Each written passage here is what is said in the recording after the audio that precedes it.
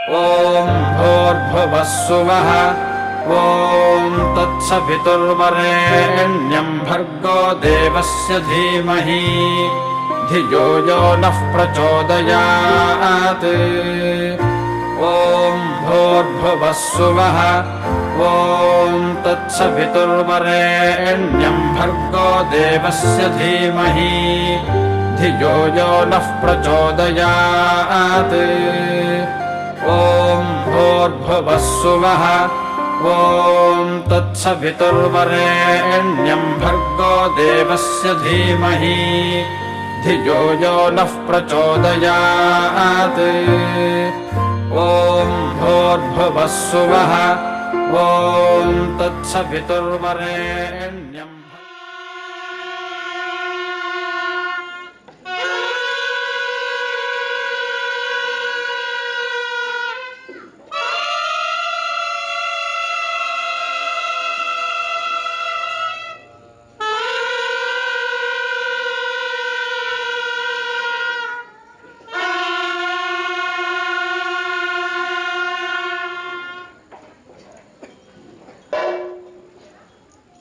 ബ്രാഹ്മണരുടെ ഇടയിൽ അനുവർത്തിക്കുന്ന ഷോഡശ സംസ്കാരങ്ങളിൽ വളരെയധികം പ്രധാനപ്പെട്ടതാണ് ഉപനയനം.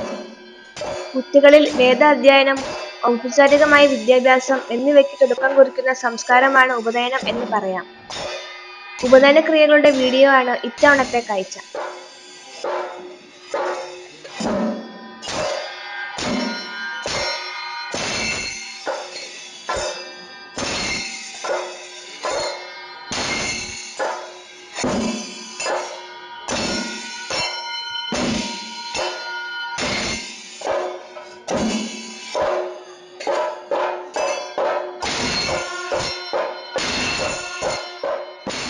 ഉപനയനം ഏറ്റവും പ്രധാനപ്പെട്ട സംസ്കാരങ്ങളിൽ ഒന്നാണ്. ഉപ എന്നാൽ അടുത്തത് എന്നും നയനം എന്നാൽ കൊണ്ടുവരിക എന്നുമാണ്. ഉപനയനം എന്നാൽ ഗുരുവിനോടോ ദൈവത്തോടോ അടുപ്പിക്കുക എന്നതാണ്. ബ്രാഹ്മണർക്കിടയിൽ 5-ാം വയസ്സു മുതലും ക്ഷത്രിയർക്കിടയിൽ 13-ാം വയസ്സു മുതലും വൈശ്യർക്കിടയിൽ 17-ാം വയസ്സു മുതലുമാണ് ഇത് സാധാരണയായി നടക്കുന്നത്.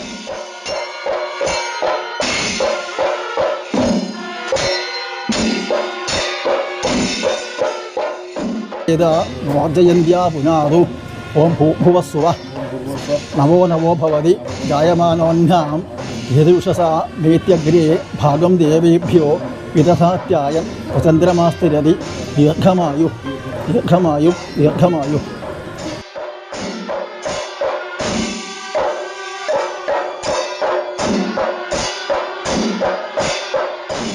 ഉപനയനം ചടങ്ങിൽ ഇനി പറയുന്ന ഘട്ടങ്ങൾ ഉൾപ്പെടുന്നു. ചിലപ്പോൾ ക്രമത്തിൽ വ്യത്യാസമുണ്ടാകാം. നന്ദി. ചടങ്ങിന്റെ തുടക്കത്തിൽ കുടുംബത്തിൽ നിന്നും പൂർവികരിൽ നിന്നും അനുഗ്രഹം വാങ്ങുന്ന ചടങ്ങ്. മാതൃഭോജനം. കുട്ടിക്ക് അവന്റെ അമ്മ ഭക്ഷണം നൽകുന്ന ചടങ്ങ്. ഉദകശാന്തി. കുട്ടിയുടെ മനസ്സും ശരീരവും ശുദ്ധീകരിക്കാൻ ലക്ഷ്യമിട്ടുള്ള ശുദ്ധീകരണ ചടങ്ങ്. യജ്ഞോപവീത ധാരണം. ആചാര്യന്റെ മാർഗനിർദ്ദേശത്തോടെ പവിത്രമായ പൂണൂൽ കുട്ടിയുടെ ഇടതു തോളിൽ പിതാവ് വയ്ക്കുന്ന ചടങ്ങ്. കുമാരഭോജനം. ബ്രഹ്മചര്യവും പഠനവുമായ തന്റെ ബ്രഹ്മചര്യം ആരംഭിക്കുന്നതിന് മുമ്പ് കുട്ടിയുടെ അമ്മ 5 വ്യത്യസ്ത മധുരപലഹാരങ്ങൾ അവന് നൽകുന്ന ചടങ്ങ്. ബ്രഹ്മോപദേശം. ഗുരുവാകുന്ന പിതാവ് കുട്ടിക്ക് ഗായത്രി മന്ത്രം പറഞ്ഞു കൊടുക്കുന്ന ചടങ്ങ്. സൂര്യദർശനം. വിനയത്തിനും വിജ്ഞാനോന്വേഷണത്തിനും ഊന്നൽ നൽകി കൈകൾ ചേർത്തുണ്ടാക്കിയ ചെറിയ ദ്വാരത്തിലൂടെ കുട്ടിയെ സൂര്യനെ കാണിക്കുന്ന ചടങ്ങ്. ഭിക്ഷകരണം. കുട്ടി അമ്മയിൽ നിന്നും മറ്റ് സ്ത്രീകളിൽ നിന്നും അരി ഭിക്ഷ ചോദിക്കുന്ന ചടങ്ങ്. ആശീർവാദം. അവസാന ഘട്ടത്തിൽ കുട്ടി മുതിർന്നവരോടും വൈദികരോടും അനുഗ്രഹം തേടുന്ന ചടങ്ങ്. സന്ധ്യാവന്ദനം. ഈ ഭാഗത്ത് പലപ്പോഴും യോഗയെ അടിസ്ഥാനമാക്കിയുള്ള ആചാരങ്ങളുടെയും ധ്യാനത്തിന്റെയും സംയോജനം ഉൾപ്പെടുന്നു.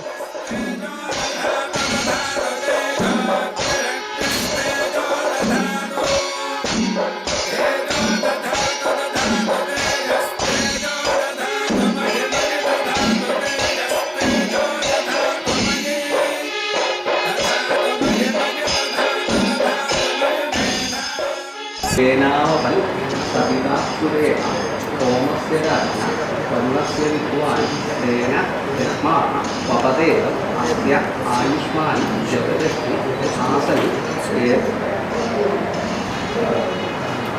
येन धाता बृहस्पते इन्द्रस्य च आयुषेव आयुषेव शुश्रूष्याय स्वस्तये तेन भूयश्च रात्र्या योश्च पश्याति सुप्यं तेन ते आयुषेव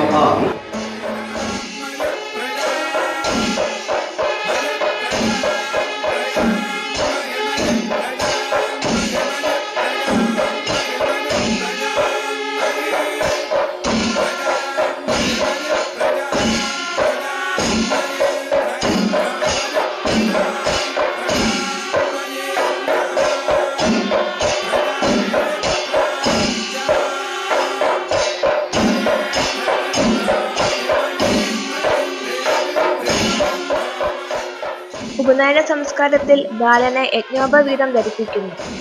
യജ്ഞോപവീതം മലയാളത്തിലും തമിഴിലും പൂണൂൽ എന്നും അറിയപ്പെടുന്നു. അതിനാൽ പൂണൂൽ കല്യാണം എന്നും ഉപനയന സംസ്കാരം അറിയപ്പെടുന്നു.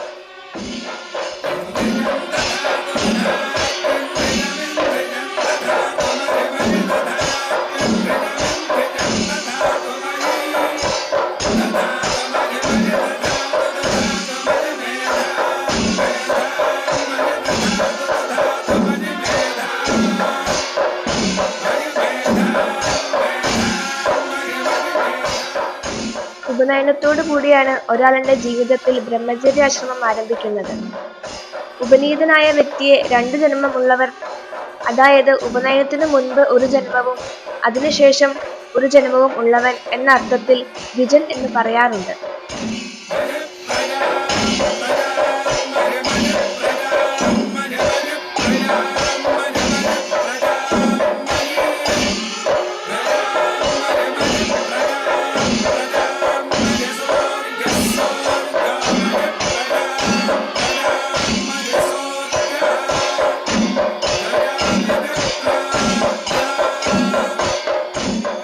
ഉപനയനം ആശ സംസ്കാരത്തിലേക്കുള്ള നയിക്കലാണ്. ഗുരു ശിഷ്യനെ ബ്രഹ്മവിദ്യയിലേക്ക് നയിക്കുന്നു. ഉപനയനം കഴിയുന്നതോടെ ബ്രഹ്മചര്യാശ്രമവും ഗുരുകുല വിദ്യാഭ്യാസവും ഔപചാരികമായി തുടങ്ങുകയായി.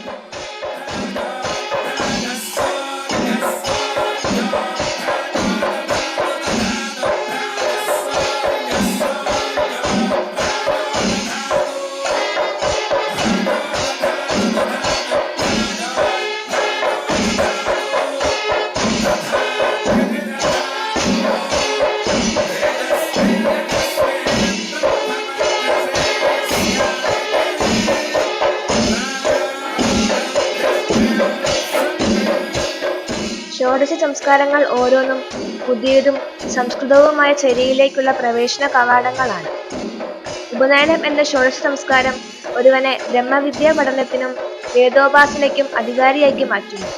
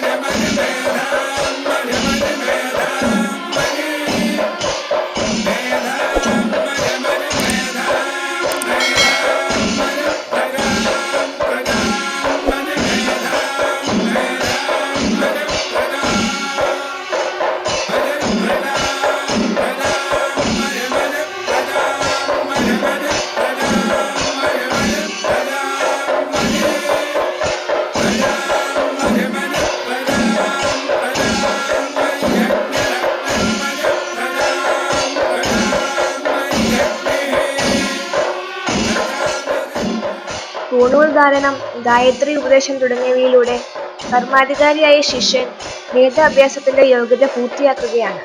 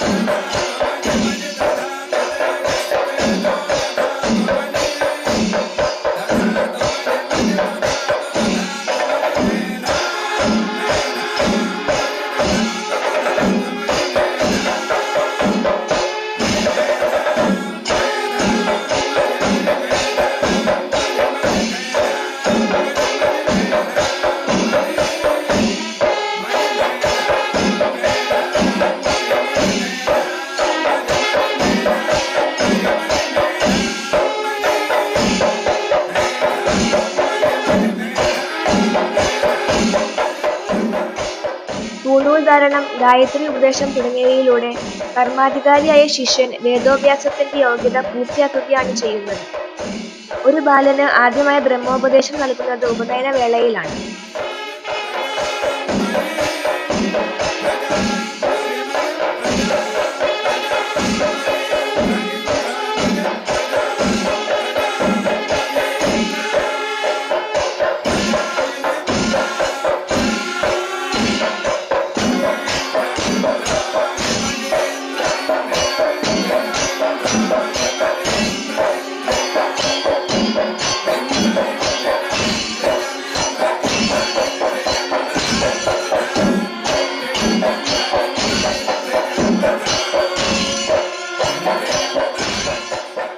കരിനൂലിഴകൾ 3 ചേർത്ത് പിടിച്ചാണ് പൂണൂലിനുള്ള നൂലുണ്ടാക്കുന്നത്. 3 മടക്കിയതിനു മുൻപുള്ള നീളം പൂണൂൽ ധരിക്കേണ്ട ആളിന്റെ തള്ളവിരൽ ഒഴിച്ചുള്ള 4 വിരലുകളുടെ വീതിയുടെ 96 മടങ്ങ് ആയിരിക്കും. തിരിച്ചെടുത്ത നൂലിനെ 3 മടക്കി പവിത്രക്കെട്ടുകൾ ബന്ധിക്കുന്നു. അപ്പോൾ പൂണൂൽ 3 നൂലുകൾ ചേർത്ത് കിട്ടിയതുപോലെയായി കാണപ്പെടുന്നു. നടുക്കുള്ള കെട്ട് പരബ്രഹ്മത്തെ സൂചിപ്പിക്കുന്നു. 3 കാണപ്പെടുന്ന നൂലുകളിൽ ഓരോന്നും ഗായത്രി ദേവി, സരസ്വതി ദേവി, സാവിത്രി ദേവി എന്നീ ദേവതകളെ പ്രതിനിധാനം ചെയ്യുന്നു.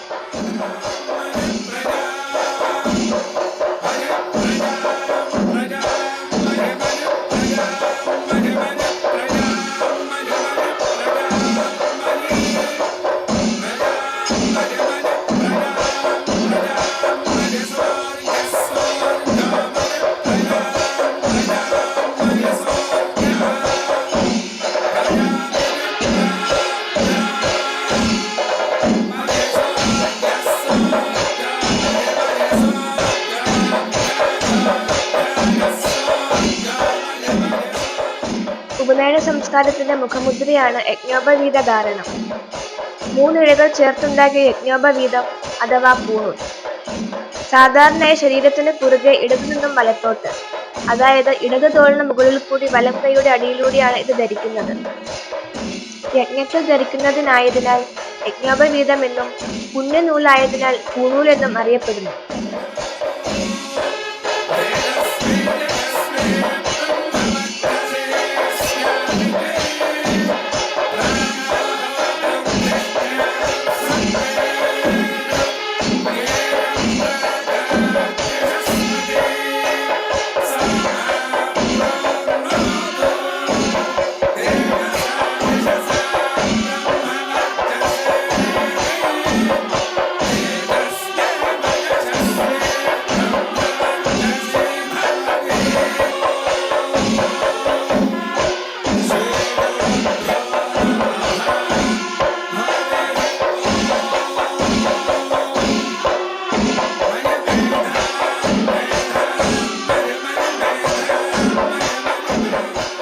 ദേശങ്ങൾ മാറുന്നതിനനുസരിച്ച് ആചാരങ്ങളിൽ വ്യത്യാസങ്ങൾ കാണും.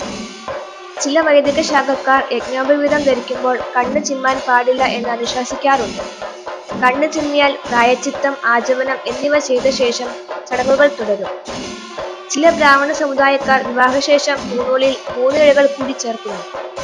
ഓരോ കുട്ടികൾ ഉണ്ടാകുമ്പോഴും ഇഴകളുടെ എണ്ണം കൂട്ടുന്ന സമ്പ്രദായവും ചില ബ്രാഹ്മണ സമുദായങ്ങളിൽ നിലനിൽക്കുന്നുണ്ട്.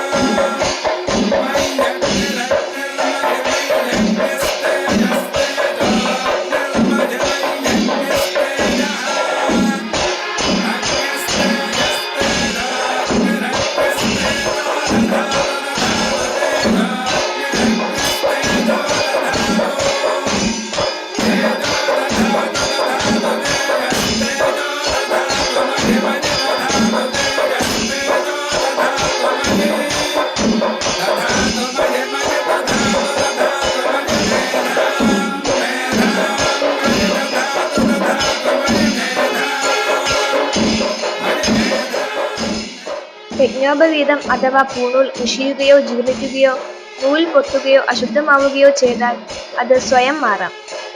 പഴയത് ജലത്തിൽ ഉപേക്ഷിച്ച് പുതിയത് ധരിക്കാവുന്നതാണ്. ഇതിന് പ്രത്യേക മുഹൂർത്തമോ ദിവസമോ ഇല്ല. ഇത് ജലത്തിൽ വിസർജിക്കുമ്പോൾ ചൊല്ലേണ്ട ഒരു മന്ത്രം ചൊല്ലി തനിയെ ചെയ്യാം.